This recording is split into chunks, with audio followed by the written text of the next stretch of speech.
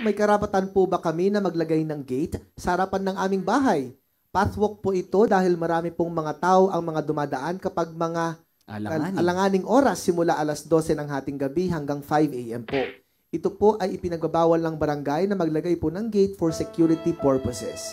At salamat po sa tugon. Mabuhay po kayo. Hello, Ma'am May Dumago Lactosa. Pwede ba maglagay ng gate? Tapos bigyan ng susi lahat yung mga nakatira doon sa compound. Pwede yun. Hindi maano. Kung sabi niyo yung barangay niyo, sabi ko, meron kami nga, may gate din doon sa ano, kaya lang, hindi na sinasara eh.